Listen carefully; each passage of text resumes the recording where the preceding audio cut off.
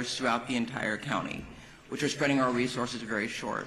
One of the things people ask me is, what do you want to convey to the public? And that is, heed the advice of first responders. When they ask you to evacuate, evacuate. This is not a drill. This is in real time. So I want to thank the City of Pasadena, who's opened up the Pasadena Convention Center for those impacted by the Eaton Canyon fire. I also want to acknowledge our faith-based partners. All Saints has opened up their church for those that are evacuating the Pasadena area. But again, it's important for us to recognize that while the firefighters, life is first and foremost frontline. We need to make sure that people heed the advice of our first responders.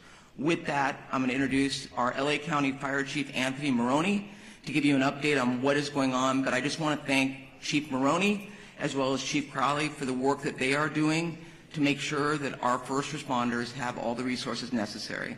Chief Maroney. So good morning. Thank you, Supervisor Barger. My name is Anthony Maroney.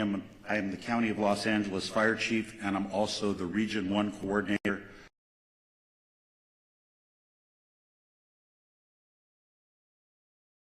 In addition to the Eaton fire, although I am aware that we have 4 large fires burning in LA County at this time. The Palisades fire is located in both LA City and LA County. We are in unified command with the City of Los Angeles Fire Department, in addition to CAL FIRE. We have well over 5,000 acres that have burned, and the fire is growing. We have no percentage of containment. We have an estimated 1,000 structures destroyed, and also no reported fatalities, and a high number of significant injuries to residents who did not evacuate, in addition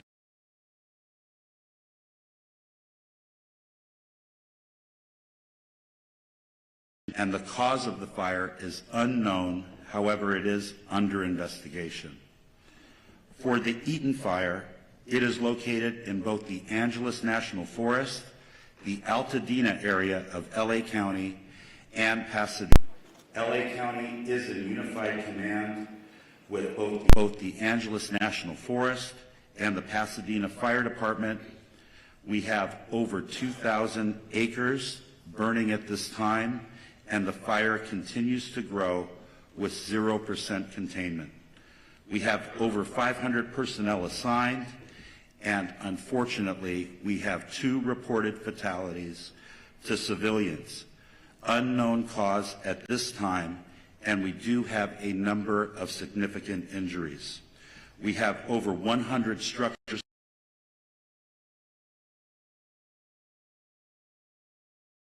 investigation. I will ask Chief Kristen Crowley update you on the Hearst fire after I am finished with my remarks. The LA County Fire Department operational area consists of 29 separate fire departments in LA County, and all of those fire departments are at drawdown with no fire apparatus or additional personnel to spare. As the Region 1 Coordinator, I have requested mutual aid from the 5 counties of Orange, Los Angeles, Ventura, Santa Barbara, and San Luis Obispo counties. Additionally, last night, I contacted the State Office of Emergency Services and requested 50 engine strike teams. Is composed of 250 fire engines and over 1,000 personnel. We have also requested resources from out of state, as well as Northern California. Thank you to the first responders from Nevada, Oregon, and Washington State that are already on the road coming to LA County to assist. Lastly, the National has predicted a continued red flag weather event with strong winds and low humidities, placing all residents of Los Angeles County in danger. To all of our viewers, please prioritize your safety as well as the well-being of those around you. as we come together to continue to get through this widespread disaster. Los Angeles County firefighters will remain on the front line until we reach full containment, and we ask that you keep all of Los Angeles County in your thoughts and prayers. I would now like to invite up Los Angeles City Fire Chief Kristen Crowley to give her briefing. Thank you.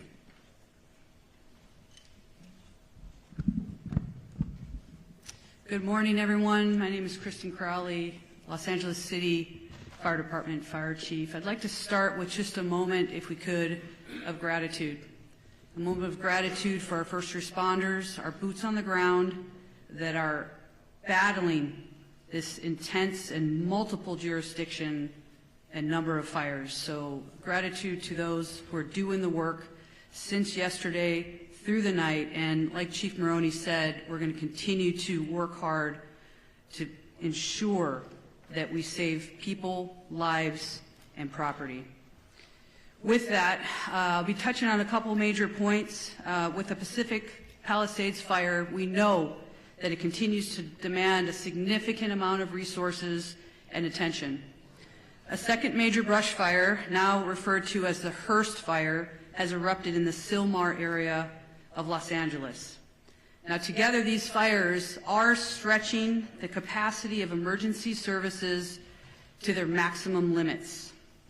The Los Angeles City Fire Department is battling these two major fires while also maintaining, I want to focus on this as well, 911 services for the city's approximate 4 million residents.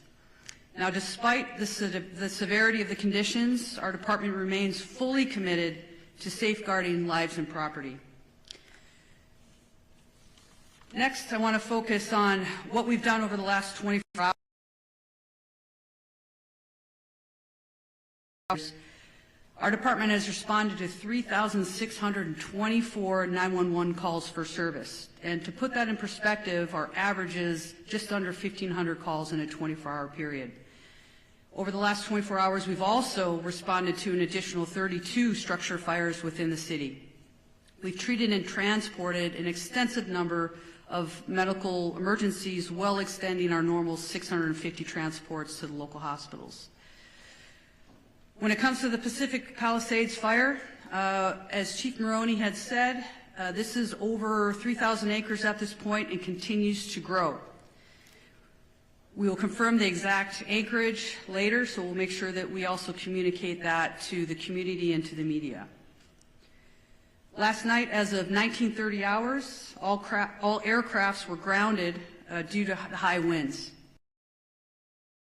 To be able to resume their water drops and acreage mapping today when the weather allows us to do so. 98 civilians and 15,105 structures are in the evacuation zone. And again, the evacuation zones are the following: north of PCH, west of Kenter Avenue and San Vicente Boulevard, south of Mulholland Drive, and east of Topanga Canyon Boulevard. There are multiple evacuation centers which are supported by the American Red Cross. Injuries. Of course, there's a lot of interest in injuries. We have several firefighters and civilian injuries that have been reported, and all patients have been treated and transported to the local hospitals. Damage assessments. Chief Maroney did speak about a specific number. We are still vetting that through on the city side, so more information to come, and we will message that as soon as we can validate that.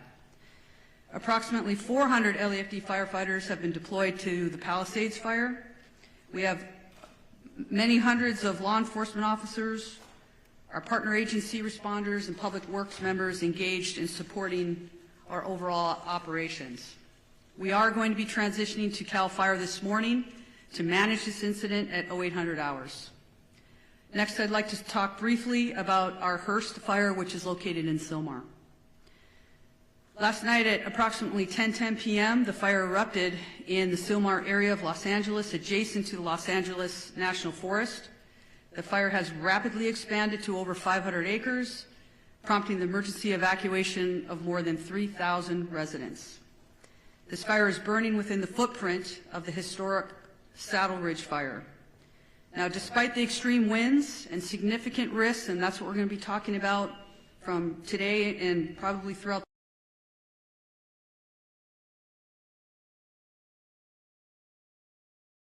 lives and protecting property. The exact anchorage at this point will be confirmed later, and we'll make sure that we communicate that to you as well. Lastly, we want to make sure that everybody understands we are absolutely not out of danger yet. With the strong winds that continue to push through the city and the county today, I will tell you, and we are all committed to our first responders, our firefighters,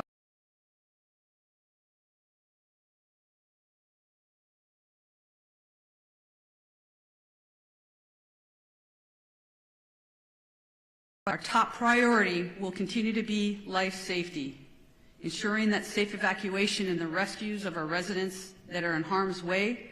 It will continue to be our primary focus in this wind-driven fire event as it continues. Thank you for your cooperation, your support, and your vigilance. And today, we will continue to stand with our partners to protect everyone. Next up, I would like to introduce Sheriff Luna. Thank you. Oh, sorry. Next up. Oh, we moved it. Okay. Yes, we're just moving around, having LA Unified Superintendent Alberto Carvalho, please. Thank you very much. Good morning, everyone. Thank you, Chair Barger, county and city leadership, in addition to the leadership of our first responders in our great community for the very, very important work you continue to do to protect our community, protect the assets, and first and foremost, the health and well-being and lives of members of our community. Los Angeles Unified is the second largest school district in the nation, representing the interests of 540,000 students and 75,000 committed employees. We make decisions regarding closure of schools in a very methodical and science-driven manner. So after a great deal of consultation overnight with experts looking at the data and considering quality conditions deteriorated significantly overnight, we have made the decision to shut down a number of schools, particularly in the eastern part of our school system. I will define what those boundaries are.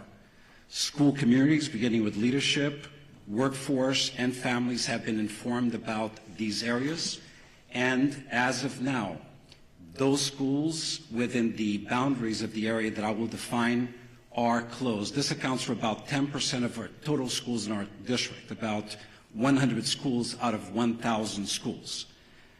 The areas that I'm speaking about are schools located north of Manchester Boulevard, Firestone Boulevard, east of 10th Avenue, west of I-34.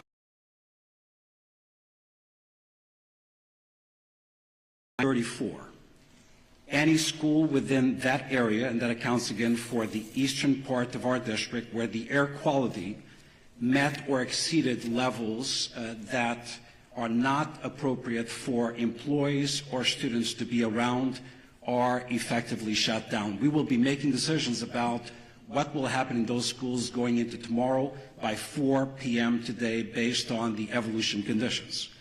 In fact, since we made the decision to shut down those schools, air quality conditions have improved significantly despite the fact that they worsened significantly overnight. I want to speak specifically about schools surrounding the Palisades area. As of last night, we had to shut down 5 schools as a result of mandatory evacuation conditions. Those were Kenter Canyon Elementary School,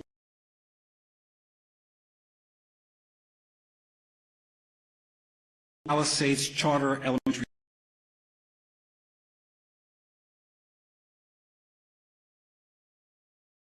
to Palisades High Charter High School. We have reports that Palisades High sustained significant damage as a result of the fire. We are working with state and federal entities to quickly access resources to address the issues facing this community. I want to very briefly address our workforce. We know today is not going to be a perfect day. A number of schools are shut down. However, localized conditions may make it difficult for our workforce or parents and students to access schools. Air quality conditions may vary and in fact may not necessarily be appropriate beyond the area where we close schools. Please use your discretion. We will and for students and employees alike. Specifically, students and employees who face chronic respiratory conditions or other health issues. We will be flexible regarding these individuals. We will provide additional updates later on today regarding conditions of schools going into tomorrow. For the schools that are open, recognizing the workforce needs of the parents of our children, beyond the bell activities, care for children in those schools will continue to be provided today. Today is not a typical day. We need flexibility, patience, and grace, and we shall extend that to our workforce and certainly our parents and students in our community. Once again, our hearts go out to those who have been impacted, and our eternal gratitude to the first responders of our community.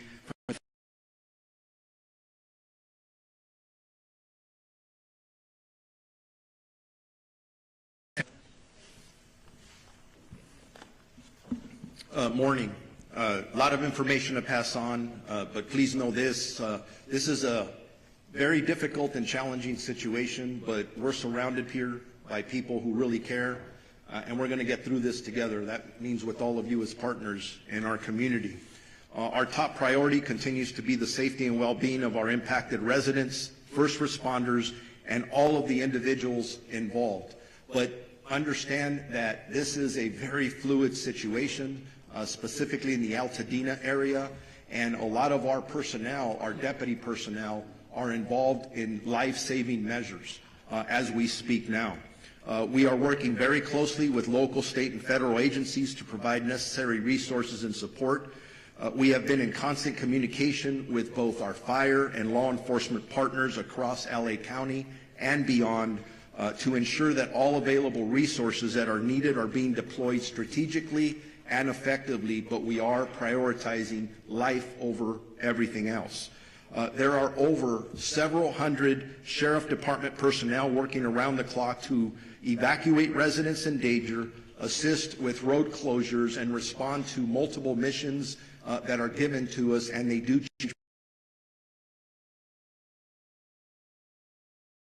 going to be safe or safe as possible. Additional personnel will likely be assigned to this fire as this continues to go, and you heard from our fire partners that there is no containment yet. I do want to split it up into two. I want to start talking about the Eaton fire first. Currently, there are evacuation orders in Pasadena, Altadena, and Sierra Madre.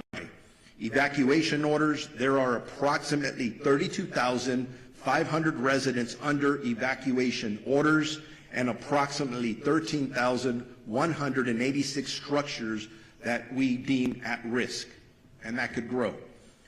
Evacuation warnings, approximately 38,600 residents are under evacuation warnings and approximately 14,342 structures are at risk.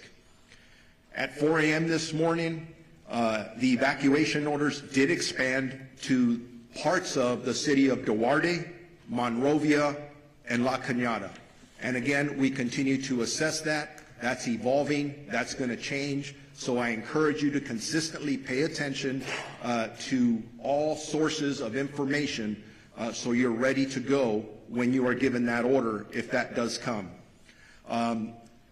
As information's changing, even as I was driving up here, even as I'm walking up to this podium, I'm getting messages about several of our employees who have lost their homes in the last several hours.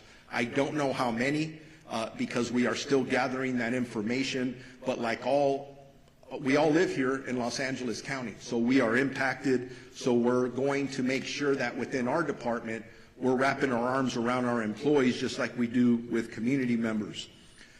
Again, as I was coming up here, I have 2 fatalities in this area. I don't have any specifics. There is a lot of damage out there. We're still in the process of doing these assessments, trying to still save lives. So this information is going to change. The Altadena Sheriff's Station itself was evacuated, and it was at least limited on fire. There was some fire at the Altadena station, but we did have to clear out all of our employees.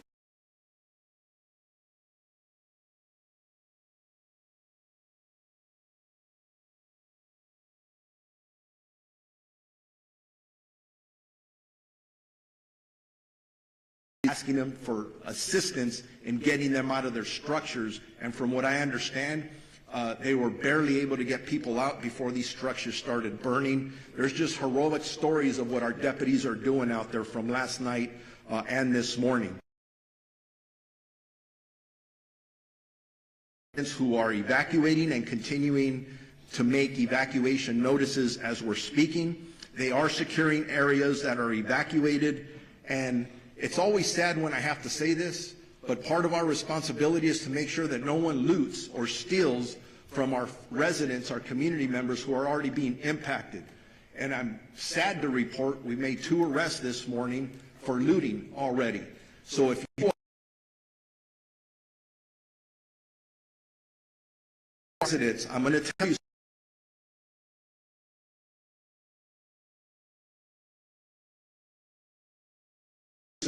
it's only for emergency workers and people who live there. We are, at this point, unable to clearly determine the extent of damage at this point because the conditions are rapidly evolving and the destruction needs to be assessed as the daylight hours have come forward. I do know that I've lost at least 1 sheriff's black and white to a fire. Thank God that the deputy is okay. But deputies continue to be on patrol throughout the road closure areas to ensure evacuation areas remain closed to the public. All schools in the Pasadena Unified School District are closed. There is a road closure at Altadena Drive from Allen to New York Drive. For those in need of shelter, please 300 East Green Street in the city of Pasadena, and we're working with them in Unified Command and in partnership as well. For animals, there are established shelters at Large Animal Shelter Rose Bowl Stadium, at 1001 Rose Bowl Drive in Pasadena, Small Animal Shelter, Pasadena Humane Society at 361 South Raymond Avenue in Pasadena. I'm going to switch gears now to the Palisades fire that we've been heavily involved in with our partners, again with LAPD and LA City Fire and everyone else that's up there working. As of this morning, the fire was still burning in that area. That's impacting our residents. Evacuations are in effect, continuously in effect for the city of Calabasas, the city of Malibu, Los Angeles City, Pacific Palisades, and unincorporated area of Los Angeles County and Topanga Canyon. Evacuation orders are approximately 37,000 residents under evacuation orders and approximately 15,000 structures at risk. Again, that's specifically for the Palisades fire. Evacuation warnings, approximately 20,000 residents are under evacuation warnings and approximately 6,500 structures are at risk. There have been minor injuries, and our partners at the fire department have talked about those, and several, unfortunately, structures that have been lost, and we're still assessing those. Bear with me, I'm almost there. There's a lot of information, very important information. There are several road closures which can change rapidly. The 10 freeway at Lincoln Boulevard, southbound PCH at Las Flores Canyon, southbound PCH at Topanga Canyon, Coastline Drive at southbound PCH, westbound PCH to Entrada to eastbound closed from PCH and Malibu Canyon. We have established shelters up for that fire in the following locations: Westwood Recreation Center, which is at 1350 South Sepulveda Boulevard in Los Angeles, Pasadena Convention Center, which I already mentioned, we can go there, 300 East Green Street in the city of Pasadena, and El Camino Real Charter High School, 5440 Valley Circle Boulevard in Woodland Hills. Animal shelters, large animals, LA Equestrian Center at 480 West Riverside in Burbank, large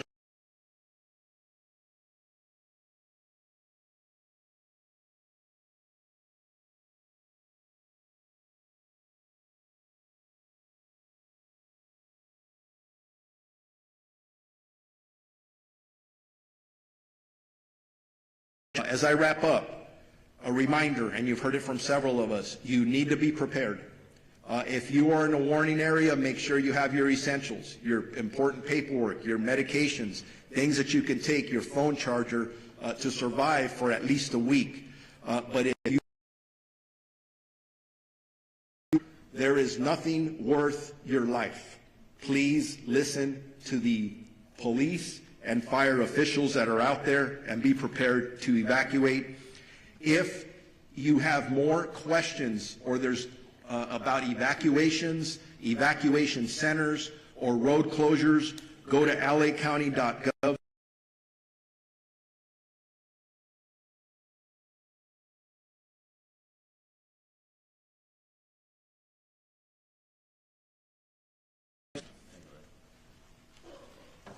Thank you very much. And as you look at the group assembled behind me this morning, each of those and everybody we represent who's out in the field all have families. Many are impacted directly by the fire, but they leave those families to come and try and be able to help everybody else who's out there. So I owe a debt of gratitude to everybody who is putting it all on the line for everyone else. This is a tragic time in our history here in Los Angeles, but a time where we're really tested and see who we really are. And it's critical that at these times we be patient, that we come together, that we focus on saving lives and to be able to do the very best job we can, so when we look back on this, we know that we did what we could for others.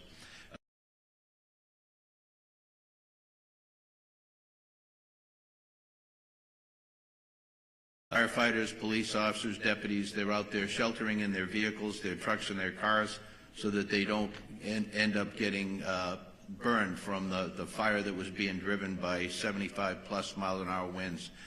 They were there until they could get out of the car and go back to doing their work. As you can imagine, a very difficult circumstance to deal with. These are, as I mentioned, unprecedented conditions, but also unpredictable.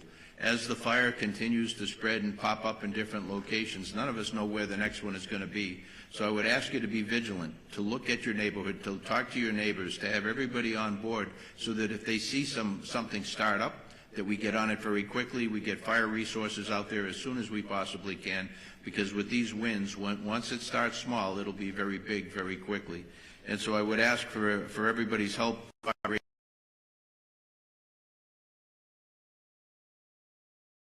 Between living and not. And so I would ask you to take these warnings, these orders to evacuate very seriously.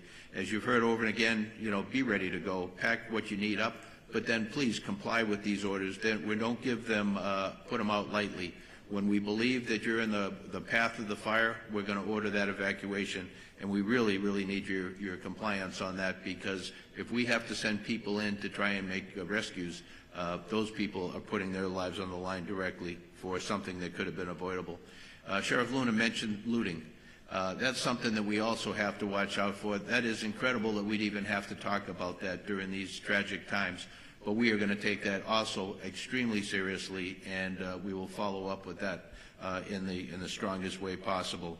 As far as traffic goes, that's something that we're used to dealing with here. This will be an extra test of gridlock in many places due to people not having access to their normal routes.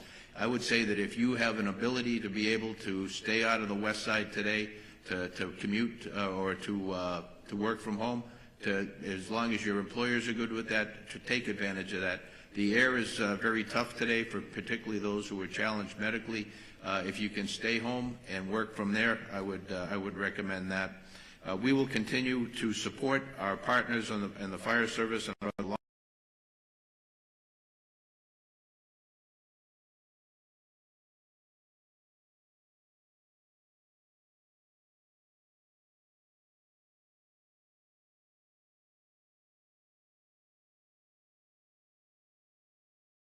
Horvath, who represents the Palisades area. Thank you, Madam Chair. This morning, we woke up to a dark cloud over all.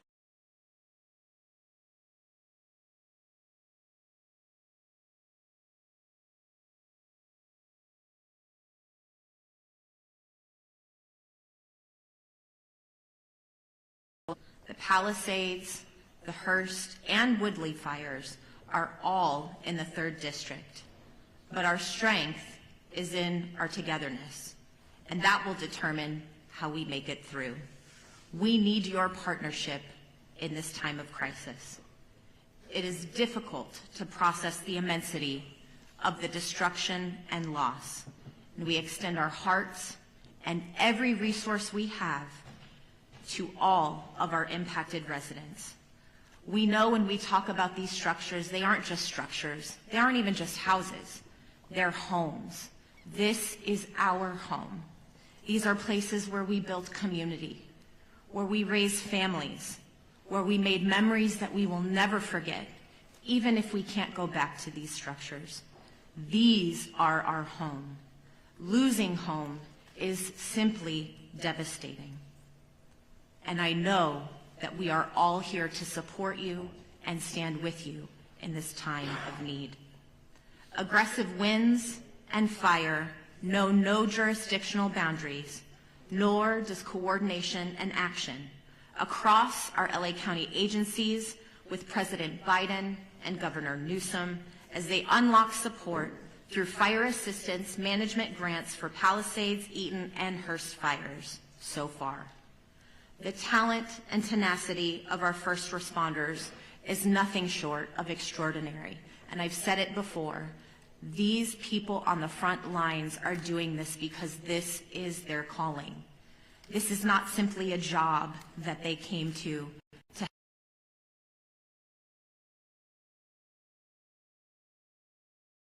keep our communities safe and to do all they can in this time of crisis to protect our Los Angeles County. Overnight winds grounded our vehicles, and we have red flag conditions through the end of day tomorrow. But we know that because of these fearless warriors on the front lines, we are doing all that we can to contain this fire. Thank you. Communities of Pacific Palisades, Topanga Canyon, Sunset Mesa, Malibu, Santa Monica, Sylmar, Granada Hills, Lake Balboa, and surrounding communities. Our #1 message to everyone in impacted areas is to follow all evacuation orders and warnings and to stay where you are safe as long as the evacuations remain in place. We continue to have shelter capacity for you, as you have heard, for you, for your pets, and we have animal sheltering sites as well. These orders are not just to keep you safe and to keep your community safe, they are also to keep those on the front lines of this devastating crisis safe. And the longer that you wait to evacuate, the more you are putting people in danger who are putting their lives on the line to protect.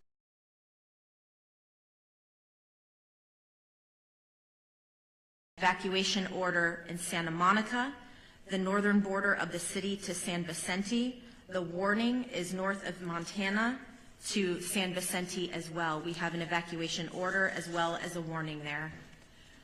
Barry J. Nydorf Juvenile Hall is in Sylmar, and that is under evacuation warning because of the Hearst fire.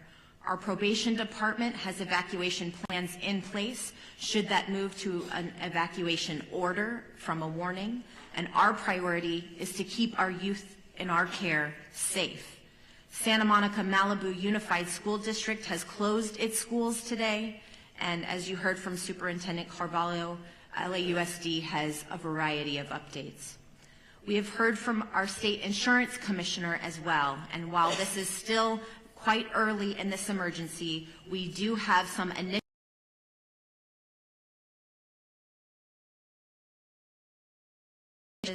with information to be found at insurance.ca.gov. Obtain a complete copy of your insurance policy, take note of additional living expense limits, track additional expenses, document conversations with your insurer or adjuster, and don't rush any decisions. If you have any questions, call 800-927-4357. Please continue to check emergency.lacounty.gov for the latest information, and I know we will see brighter skies by working together. Los Angeles County will continue to be unrelenting in our response. And I know we have only the finest on the front lines fighting this fire. It's our duty to see them succeed. Thank you. Here from LA City Council President and Mayor Pro Tem, Marquise Harris Johnson. Thank you so much. Good morning, everybody. On behalf of the City of Los Angeles, I just want to begin by thanking and recognizing and acknowledging the great work of our first responders, especially the men and women of the Los Angeles Fire Department, who last night we all witnessed doing heroic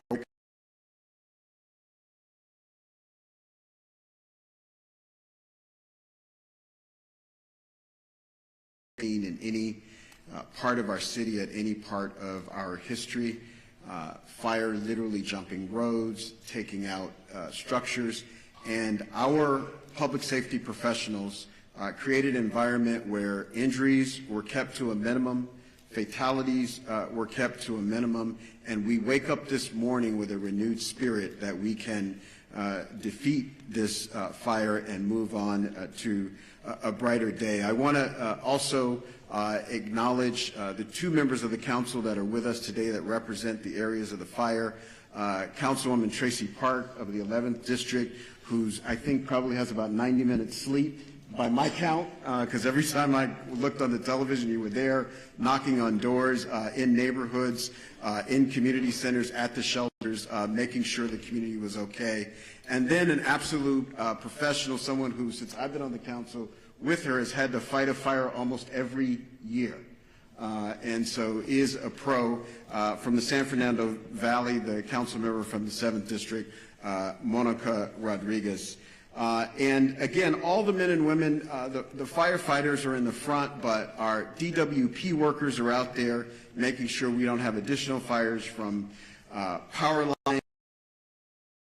Folks, DOT making sure the flow of traffic stays so that folks who want to evacuate can do so are out there as well. So there's literally thousands and thousands of people working together to make this work. I want to announce a few more closures to add to the school closures that we heard and the closures that the sheriff and the supervisor read to us.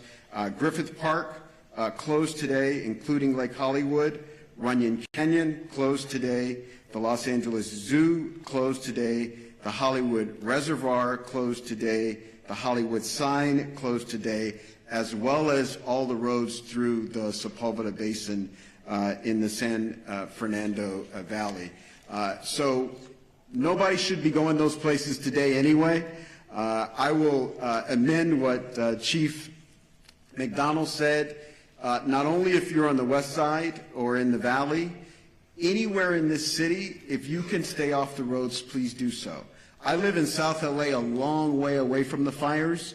Visibility is less than 1 block because of the smoke. So if there is not a good reason for you to be on the roads, we ask that you leave the roads open as possibly as you can to the public safety professionals that have to do their work and will lead us out of the crisis that we face here in the city of Los Angeles and the county of Los Angeles today. Also, lastly, just grateful for the work of the President of the United States, kicked in for us late last night, who happens to be in Southern California. The governor was with us in the Pacific Palisades last night and has helped out. And a range of municipalities around the county and outside the county have come in to help where they can. And we're extremely, extremely grateful for their help in this time of crisis for our city. Of the Office of Emergency Management for Los Angeles County, Kevin McGowan, to come to the mic. Thank you for the introduction. I'm Kevin McGowan. I'm the director with the LA County's Office of Emergency Management.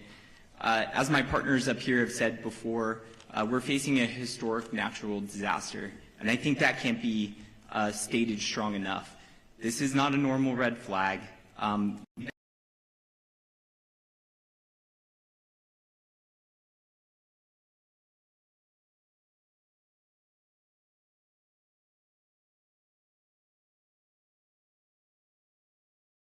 all of the communication that was put out days in advance. What's critical about that is it partnered all of our public safety and emergency organizations throughout the county to begin preparations for this. And a lot of the successes we saw over the last 18 to 20 hours is a direct result of painstaking preparations that had gone into place for the last 48 to 72 hours. We still have a long road ahead of us. Our county is known with wildland fires. We just finished working on the Franklin fire. We've had the bridge fire, the post fire. This has been a very destructive fire season. This is just going to add to it. Our eyes are on mitigating the impacts from this emergency, working with our community partners, and then charting a course for what will be a long recovery effort. With that, I would like to introduce our Department of Public Works for LA County Director, Mark Pistrella. Good morning. Thank you, Kevin. My name is Mark Pistrella. I'm the Director of Public Works for Los Angeles County, the largest public works department in the United States. We're coordinating across the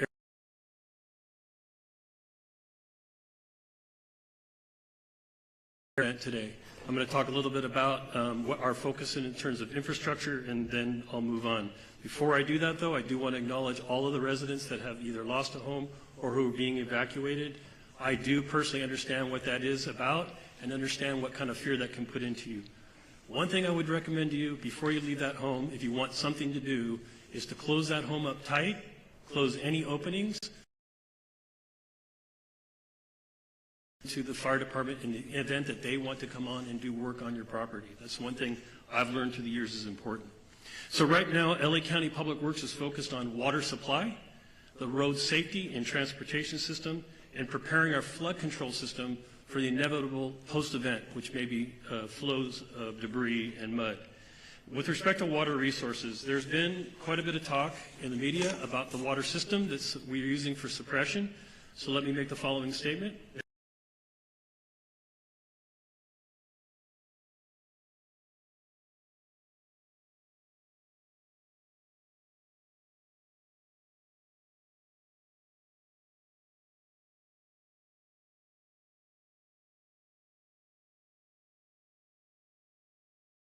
In the north area of unincorporated area, water supply through the hydrant system. The municipal water systems that service our homes and businesses continue to work effectively. However, they are not designed to fight wildfires. A firefight with multiple fire hydrants drawing water from the system for several hours is unsustainable. This is a known fact. That's why air support is so critical to the firefight. And unfortunately, wind and air visibility have prevented that support. However, county and city water reservoirs, open reservoirs, are available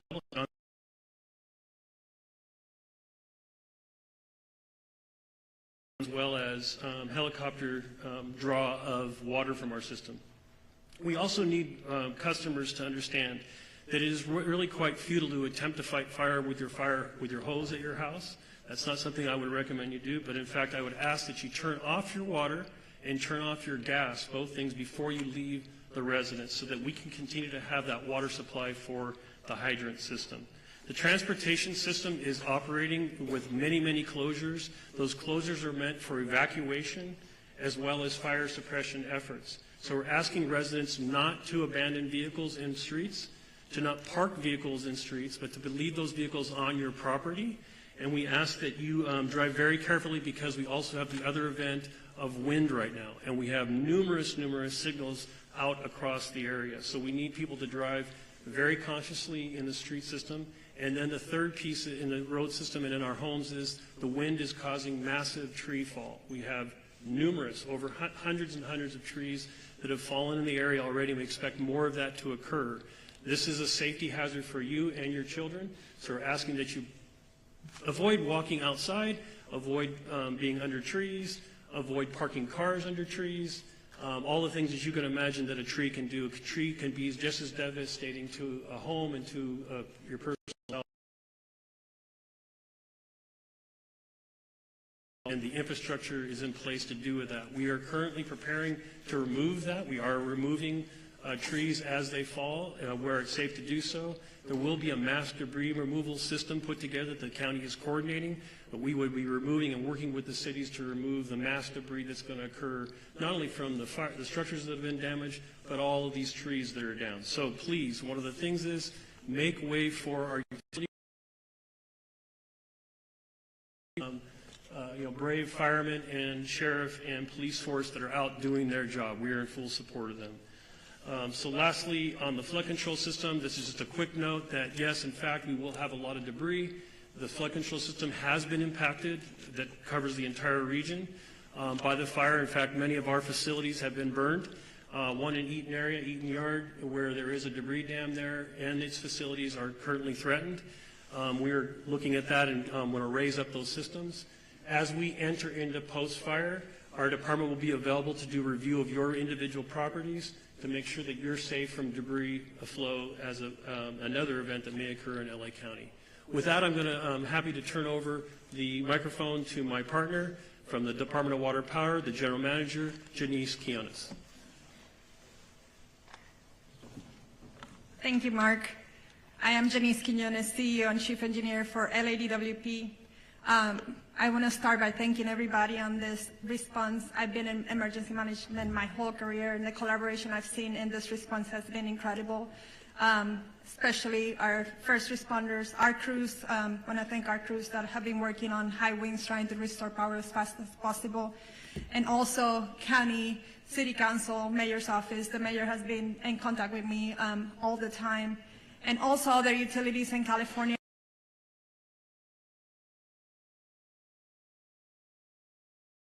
Ask for more support. I want to continue the thought process that Mark had about water supply in Palisades. We had a tremendous demand on our system in the Palisades. We pushed the system to the extreme. 4 times the normal demand was seen for 15 hours straight, which lowered our water pressure. We were pushing 75 CFS on our trunk line. If there's a message you take away from me today, is I need our customers to really conserve water, not just in the Palisade area, but the whole system, because the fire department needs the water to fight the fires, and we're fighting a wildfire with urban water systems, and that is really challenging. What happened in Palisades?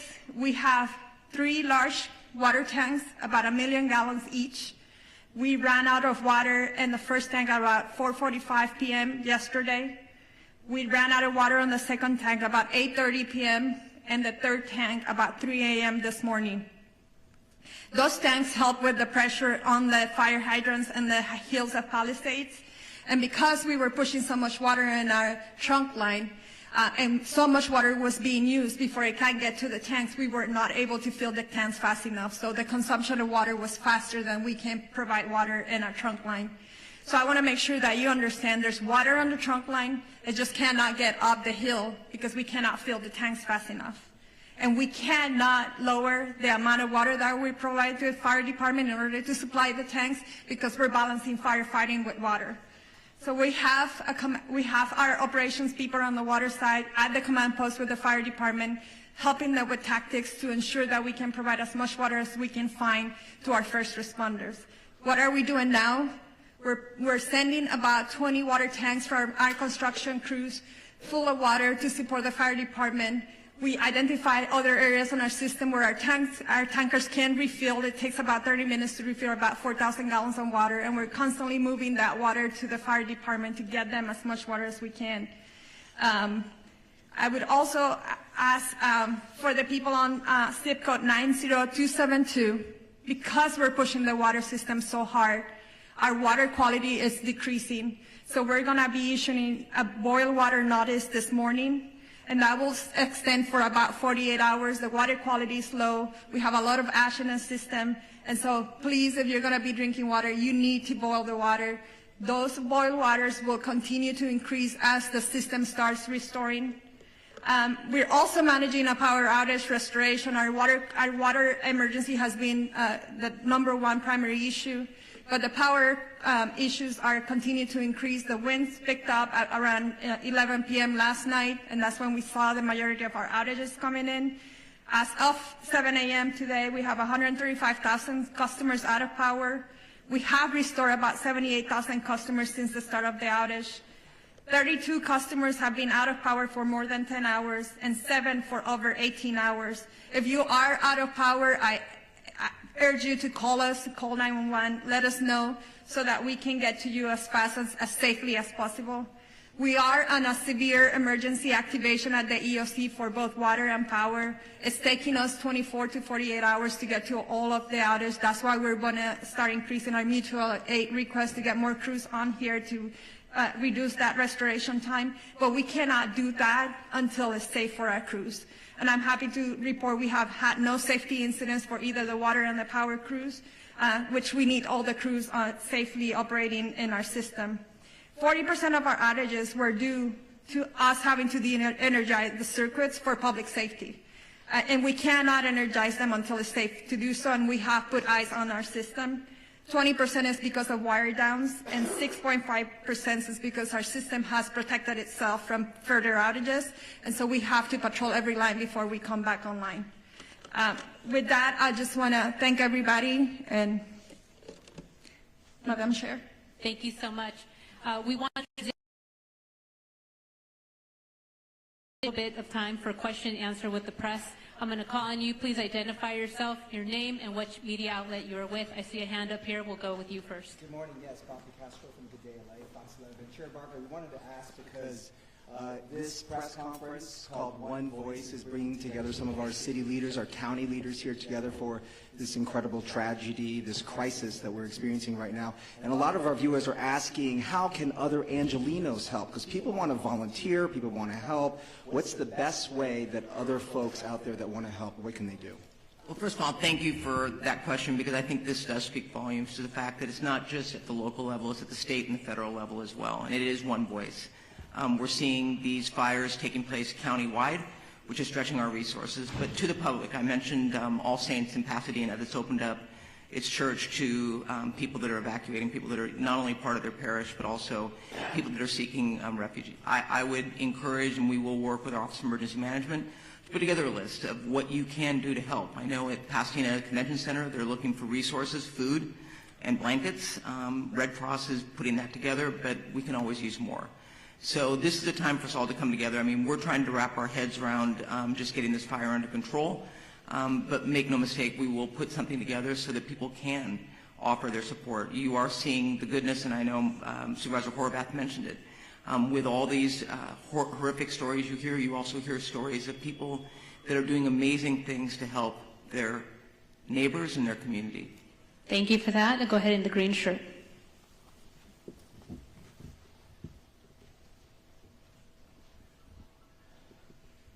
Yeah, the DWP was talking about the problems with the water supply, and I was wondering if either the DWP or the fire department has any kind of numbers to talk about, like what is the number of hydrants that could not get water because of these pressure issues, what percentage of the system in Pacific Palisades wasn't getting serviced at that point, and given the type of things you're describing this morning, do you think there needs to be an overhaul of the system, given these increasing number of urban fires? And also, when does the mayor return? And name and media outlet, please. David Zonizer with the Los Angeles Times. So, Chief, please correct me if I'm wrong, but we were trying to keep water at all altitudes on the Palisades, and I think about 3 in the morning, that's when the hydrants went dry above the Brentwood area. We are able to push water on that trunk line on the east side of that, and we have some water on higher elevations, 16 to 18,000. But at 3,000, at 3 a.m., all of the fire hydrants went dry in the Palisades. To your question of climate resiliency and how do we need to update the system, I would say that that is true. We were talking with the county supervisor and Mark on how are we going to change the way we operate our water systems for events like this.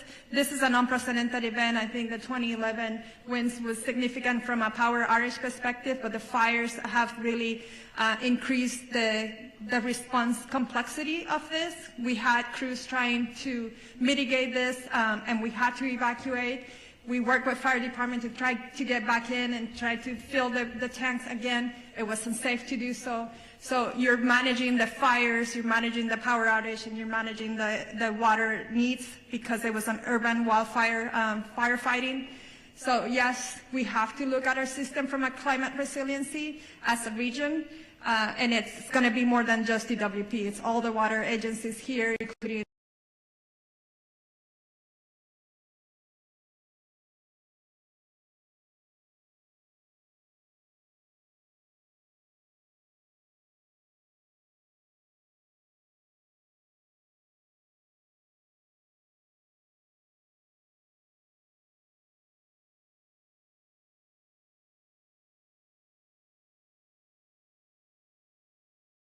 fires, water supplies are normally limited. So with that, our apparatus do have the ability to draft water if we need to out of pools, ponds, any type of water resource. We also utilize the water tenders, in which we spoke about a little bit earlier. So with that, I just wanted to clarify that. In regard to when the mayor is returning, I spoke to her this morning at 4 o'clock. She's on her way for the last leg of her journey back home from Dallas, so her ETA is right around noon. Thank you. Go ahead. Buenos días, everybody. Ali Santana with Telemundo 52. For Chief Crowley, Chief Maroney, where can people go to donate food, water, supplies, and for Superintendente Carvalho, Sheriff Luna, and CEO Quiñones, just something in Espanol for our people in We will do something in Spanish right after we conclude over here with a couple of Spanish speakers regarding the volunteer information. Sure. So thank you for the question about the donations. I know we spoke about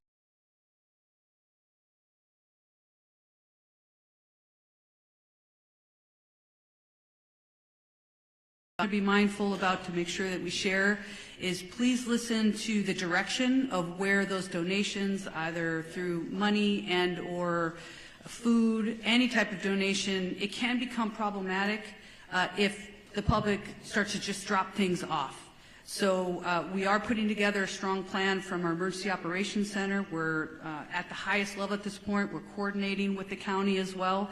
So stand by for more information. We want to be very purposeful and strategic in how we're going to collect those donations, and they are welcomed. Right over here with the glasses and the gray, right behind you. Over here with the hand up. Scott Snowden, Santa Monica Daily Press. Question for Ms. Horvath. Are there any forecasts or predictions at this point for the economic impact of this? There are no early numbers of the economic impact, but we are already exploring how we can do, for example, a business interruption fund, as we have done in other states of emergency. We know that there are many businesses that have also been impacted in addition to the people who are experiencing difficulty in their homes. So we are looking at what resources the county has available to support on all fronts. But thank you for the question. Lastly, do you think this will affect insurance companies in their approach to house owners? It already has, and the conversation is ongoing. As I shared earlier from the insurance commissioner, I know this is an ongoing conversation in his office, and he has provided that information and welcoming phone calls from folks who do have questions about insurance impacts as a result of these fires. I do know that yesterday, through the help of our chair, the county declared a state of emergency, as did the governor, and I know that there are other states of emergency that will be declared in order to make sure that all residents are able to readily access everything that they need to in response to these claims. Thank you. We need to move on. Right here in the front, young woman with the hand up. Hi, Grace Tui with the Los Angeles Times.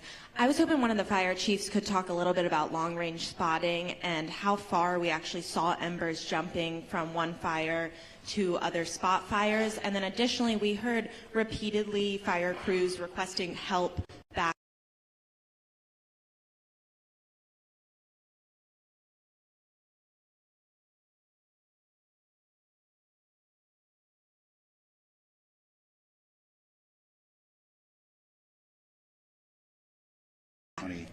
Are not prepared for this type of widespread disaster. There are not enough firefighters in LA County to address 4 separate fires of this magnitude. We were prepared. We did get state preposition resources that came from Northern California that were up in the Santa Clarita Valley. We did hire additional firefighters from the LA County Fire Department and pre-positioned them in the Santa Monica Mountains. The LA County Fire Department was prepared for 1 or 2 major brush fires, but not 4, especially given these sustained winds and low humidities. Like our Director of Emergency Management said, this is not a normal red flag alert. People were calling for help. We tried to get them the help that they needed.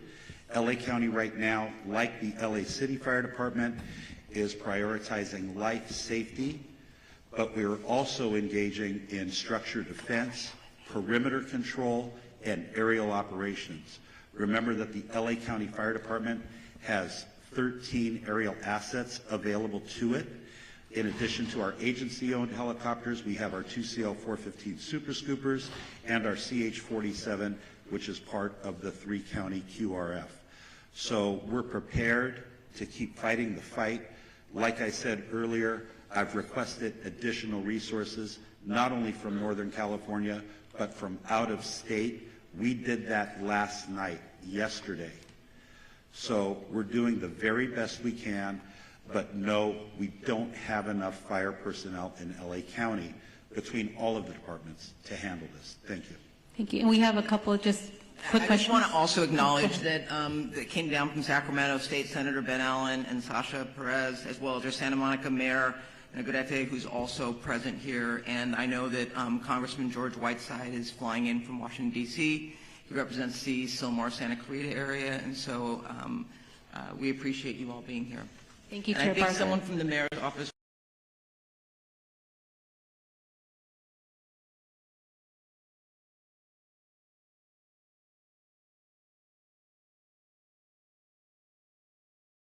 Shortly this morning and engaged, but I want to assure the community and the city our mayor has been actively engaged 100% of the time, the entire last 24 hours throughout this unfortunate event and crisis. The mayor has been in constant communication with our law enforcement partners, our Supervisor Barger, thank you, and our county partners. So I just want to stress she has had 100% access the entire time that she's been traveling and been actively involved in the decision making. So thank you very much to all up here, and the mayor looks forward to meeting you very shortly this morning. Thank you for that. Over here in the green shirt. Good morning. Stephen Coleman, KABC. Human Fire, County Fire.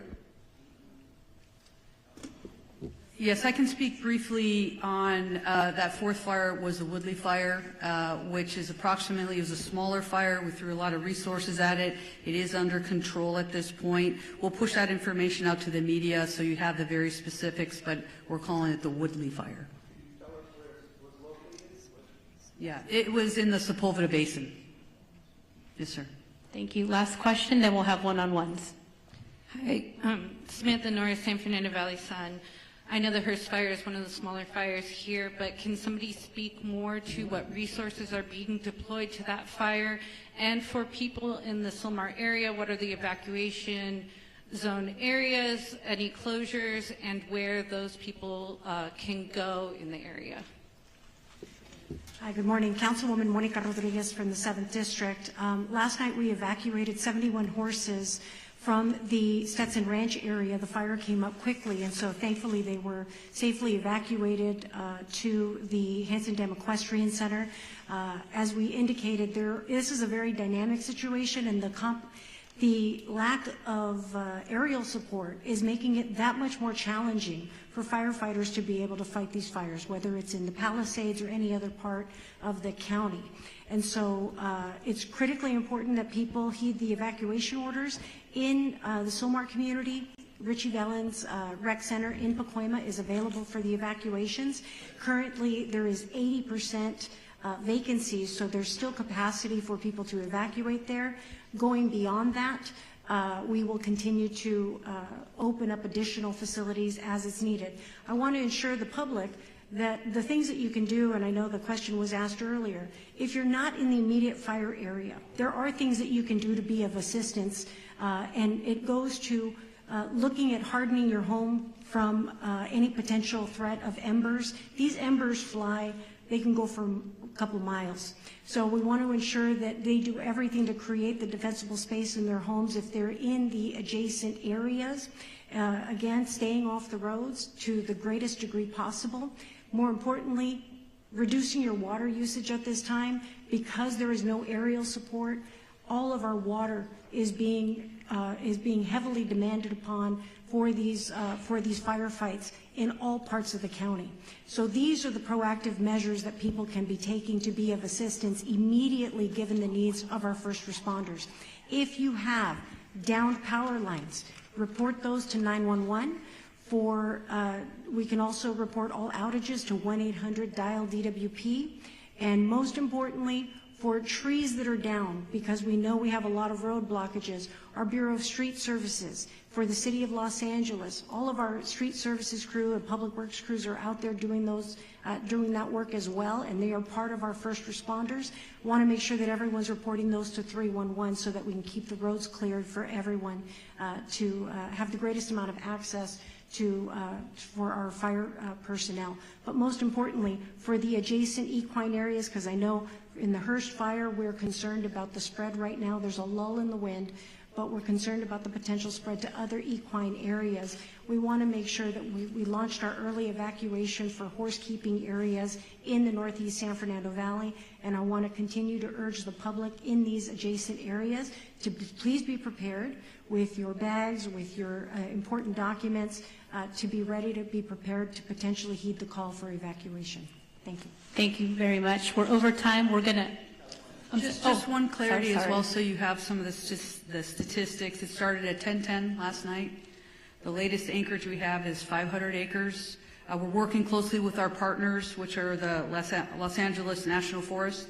We have a rep over here behind us, so we can do some one-on-ones if you want more specific, but we are unified with them. Also, the good news is, through the heroic efforts of our crews working through the night last night, our overall objective was to keep that fire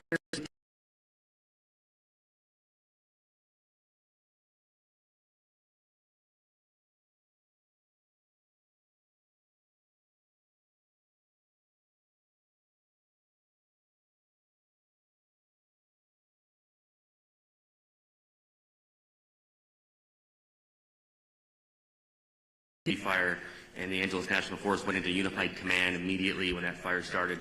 And that fire started in an area we're well exercised, known as the Mutual Fire Zone. Includes ground resources and aircraft. And of course, as mentioned, aircraft has been having a hard time finding good air, and actually with the wind speeds. We're assessing aircraft availability every minute, continuously watching for a window to get aircraft up from multiple parts and multiple agencies. The Angeles National Forest aircraft and the air tanker base that services the Southern California areas in Lancaster under the U.S. Forest Service, and they're watching for opportunities to launch aircraft. But last night,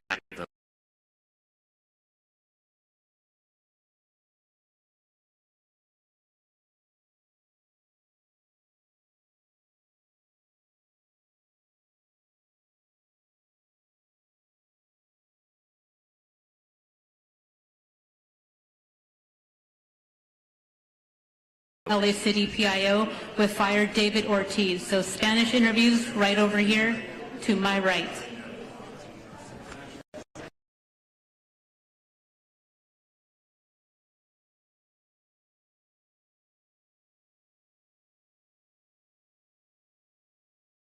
Do you guys need any one-on-ones with Councilmember Park? She didn't speak, but she's a Palisades. Councilmember Park, Tracy Park. Oh, yes. She's here. Yeah, she is here. All right, yeah. She's been... Yes.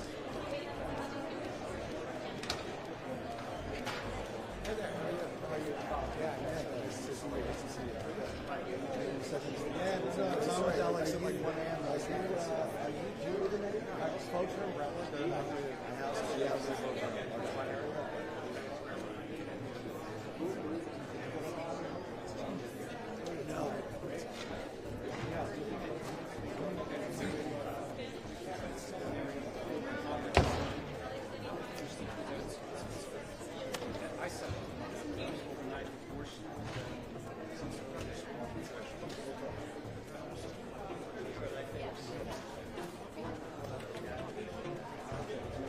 want to fight?